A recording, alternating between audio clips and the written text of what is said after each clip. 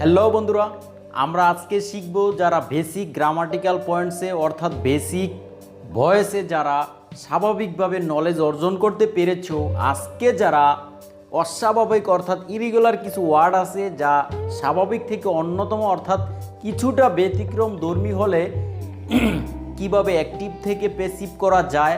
আমরা আজকে পর্ব নম্বর 3 অর্থাৎ ভয়েস পর্ব 3তে আমরা কিভাবে আনকমন ইরেগুলার কিছু ওয়ার্ড থাকলে শব্দ থাকলে যেগুলোতে আমরা ভয়েস করতে অ্যাক্টিভ থেকে প্যাসিভে একদম সহজে স্বাভাবিক নিয়মে পানির মতো সোজা করে একটি স্ট্রাকচার দেখিয়ে দিব, যাতে তুমি সহজ করে অ্যাক্টিভ থেকে প্যাসিভে অস্বাভাবিকভাবে করতে পারো, যাতে করে আর তোমার কোনো ভয়েস করার ক্ষেত্রে সমস্যা থাকবে না। তা বন্ধুরা, আজকে যারা আমরা ভয়েসে অস্বাভাবিক বেসিক নলেজ যাদের দুর্বল তাদের জন্য আমি আসি আজকের এই আলোকিত চ্যানেলে নতুন ওই ক্লাসে আমরা শিখব ভয়েস পর্ব 3। ভয়েস পর্ব 3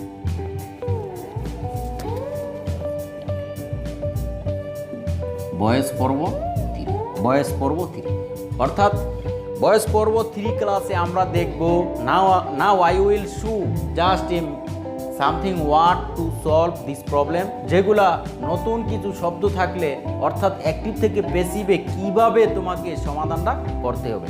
এখন আমি তোমাদেরকে কিছু ব্যতিক্রম ধর্মী শব্দ দেখাবো যেগুলাতে তোমার অনেক সমস্যা হবে প্লাস বুঝতেও অসুবিধা হবে। এরপর যেগুলা তুমি আজকে এখন শিখবে, যেগুলো দেখে আর তোমার পূর্বের মতো কোনো সমস্যাই হবে না, অর্থাৎ স্বাভাবিক বেসিক নলেজ যাদের ছিল অস্বাভাবিক বেসিক এখন তৈরি করার ক্লাসে পর্ব নম্বর 3 ভয়েস পর্ব 3তে আমরা শিখব। যেগুলা থাকলে কি কি হবে সেগুলো আমরা এখন দেখব। Shall, should,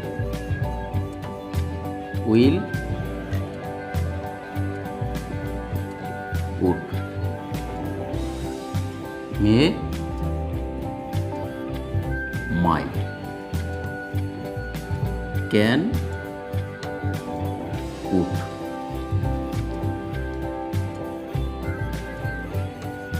does not,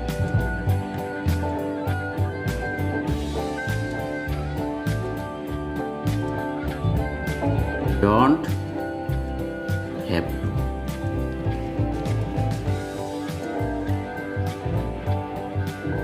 did not অর্থাৎ didn't have to,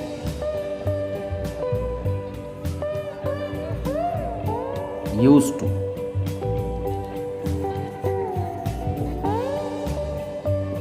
ought to, going to,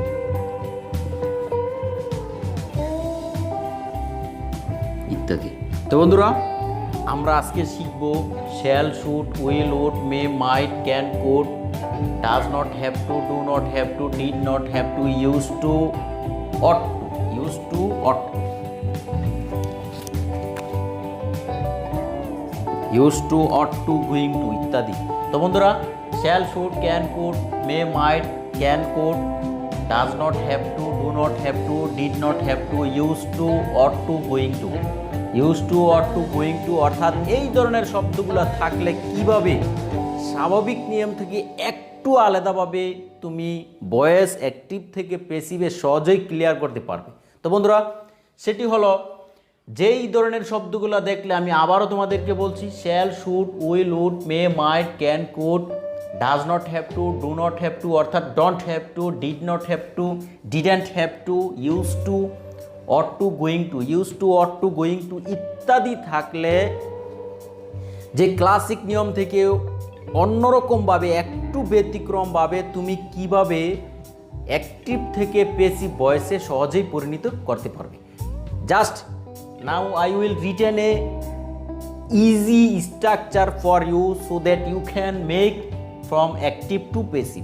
আমি তোমাদেরকে এখন একটি সহজ পদ্ধতিতে গঠন দেখাবো যাতে করে তুমি অ্যাক্টিভ থেকে সহজেই প্যাসিভ ভয়েসে পরিণত করতে পারো। অর্থাৎ অস্বাভাবিক কিছু ব্যতিক্রম ধর্মী শব্দ থাকলে যাতে করে তুমি খুব সহজে পানির মতো সহজ করে অ্যাক্টিভ ভয়েস থেকে প্যাসিভ ভয়েসে সহজেই পরিণত করতে পারবো।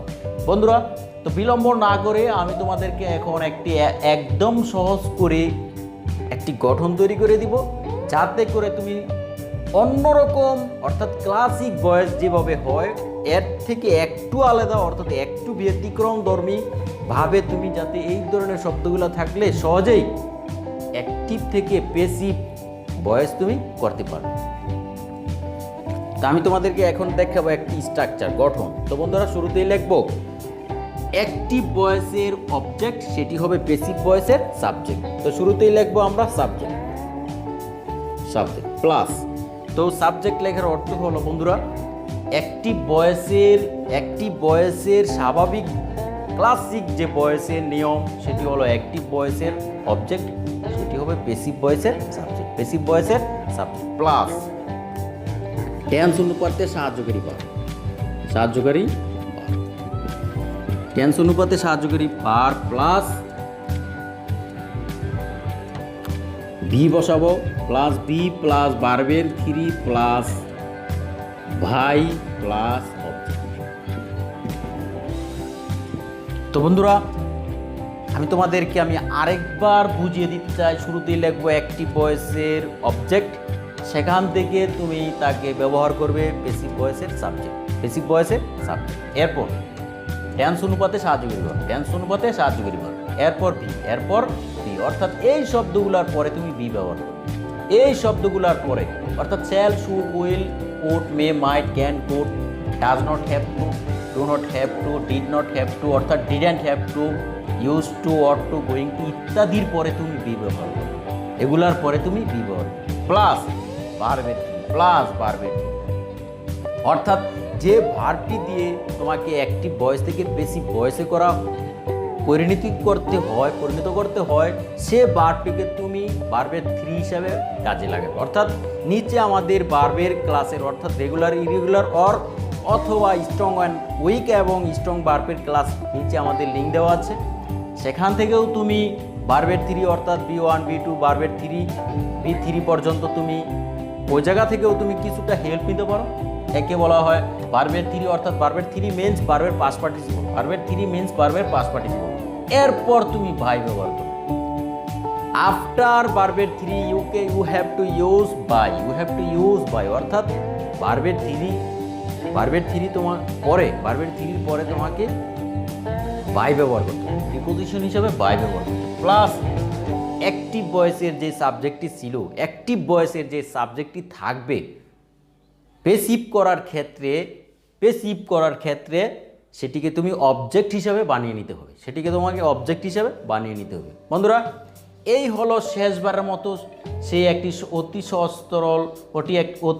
সহজতর স্ট্রাকচার, যেটি অনুসরণ করলে ব্যতিক্রম কিছু ধর্মী ওয়ার্ড পেলে সেখান থেকে তুমি অ্যাক্টিভ থেকে প্যাসিভ ভয়েসে খুব অল্প সময় পানির মতো সহজ করে তুমি শিখতে পারবে। তো ব্যতিক্রম ধর্মী সেই স্ট্রাকচারটি আমি তোমাদেরকে আবারও বলছি। শুরুতেই হবে সাবজেক্ট অর্থাৎ অ্যাক্টিভ ভয়েসের যে অবজেক্টটি থাকবে সেটিকে তুমি বানাতে হবে সাবজেক্ট প্লাস টেন্স অনুপাতে সাহায্যকারী ভার্ব প্লাস বি অর্থাৎ এই, shall, should, will, would, may, might, can, could, does not have to অর্থাৎ doesn't have to, do not have to মানে don't have to, did not have to মানে didn't have to, use to, ought to, going to ইত্যাদির পরে এগুলা ব্যবহার করার পরে তুমি বি ব্যবহার করবে। দিস ওয়ান প্রিপোজিশন, এটি হলো প্রিপোজিশন, বি ব্যবহার করতে হবে প্লাস ভার্বের থ্রি। এইগুলার পরে তোমাকে ভার্বের থ্রি অর্থাৎ অ্যাক্টিভ ভয়েসের সময় যে মেন ভার্বটি পাওয়া যায় একে তুমি ভার্বের 1, ভার্বের 2, ভার্বের 3 অর্থাৎ মূল ভার্বের প্রেজেন্ট ফর্ম থাকলে আরেকটি বলা যায় মূল ভার্বের পাস্ট ফর্ম অথবা প্রেজেন্ট ফর্ম যেটিই থাক না কেন তোমাকে ভার্বের পাস্ট পার্টিসিপল হিসেবে তৈরি করতে হবে, অর্থাৎ ভার্বের পাস্ট পার্টিসিপল হিসেবে তোমাকে তৈরি করে নিতে হবে। প্লাস এরপর বাধ্যতামূলক B3 পরে তোমাকে বাই ব্যবহার করতে হবে প্লাস অ্যাক্টিভ ভয়েসের যে সাবজেক্টটি থাকবে সেটিকে তুমি অবজেক্ট হিসাবে কান ধরিয়ে এনে বানাতে হবে অবজেক্ট হিসাবে। তো বন্ধুরা, just a structure, easy structure you can follow. After that you can make a active voice from passive voice. এই সহজ সরল উদাহরণটি যদি তুমি অনুসরণ করো, ফলো করো, তাহলে তুমি এই উদাহরণটি দিয়ে অর্থাৎ এর মধ্য দিয়ে তুমি কিভাবে অ্যাক্টিভ ভয়েস থেকে পেসিভ ভয়েসে ব্যতিক্রমধর্মী কিছু শব্দ পেলে ভয়েস পরিণত করতে পারবে, সেটি তুমি এই উদাহরণটির মধ্য দিয়ে পারবে। এখন আমরা তোমাদেরকে একটি সহজ সরল উদাহরণ দিয়ে বুঝিয়ে দিতে চাই কিভাবে এটি সহজে নির্ণয় করা যায়। Jamil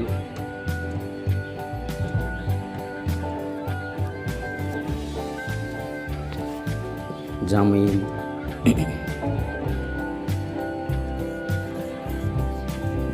Jamil should make a house. Jamil should make a house, Jamil should make a house, এটাকে আমাদেরকে তৈরি করতে হবে পেসিভ, এটা আমাদেরকে তৈরি করতে হবে পেসিভ, অর্থাৎ এই রুলটি অনুসরণ করে তোমাকে এই এক্সাম্পলটি সঠিক করতে হবে।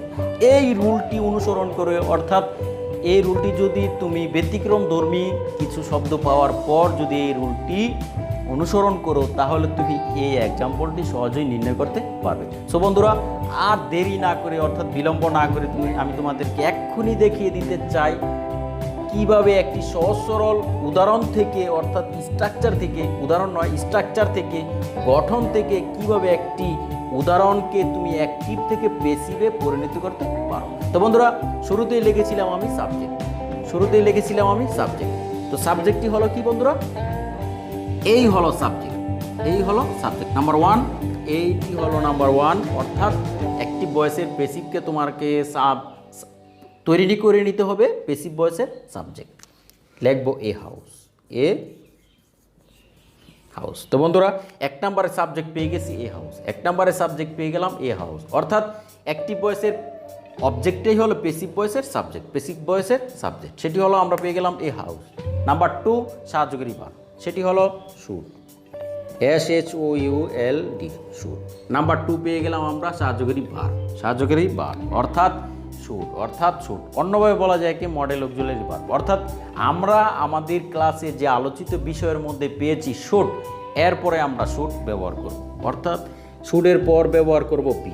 স্ট্রাকচার নাম্বার 3, শুডের পরে ব্যবহার করব 3 মানে 3 নম্বরে আমরা পেয়ে গেলাম বি। বন্ধুরা, আমরা যদি এই স্ট্রাকচারটি বাই হার্ট অর ক্রাম যদি মুখস্থ করি, তাহলে একদম সোজা পানির মতো সোজা করে তোমাকে সেই উদাহরণ নিজ রাস্তায় তৈরি করে দিতে পারবে, সেটি হলো বি এর পর হবে ভার্বের 3।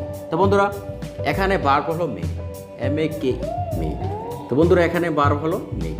তো আমরা জানি মেকের পাস্ট পার্টিসিপল হলো মেড। বন্ধুরা, পূর্বের ক্লাসে আমি তোমাদেরকে কিছু ভার্বের লিঙ্ক দেখিয়ে দিচ্ছি, সেখান থেকেও তুমি কিছুটা ভার্বের হেল্প নিতে পারো, অর্থাৎ ভার্বের 3 মিনস ভার্বের আমাদের স্ট্রাকচারে আছে ভার্বের 3, এখানে হলো মেকটা হলো ভার্বের 3।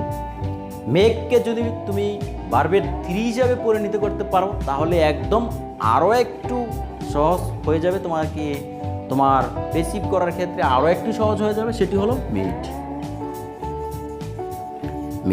মেডের পরে হলো ভার্ব বাই, মেডের পরে হলো প্রিপোজিশন হিসাবে বাই। তো আমরা 4 নম্বরে পেয়ে গেলাম ভার্বের 3, 5 নম্বরে পেয়ে গেলাম বন্ধুরা বাই।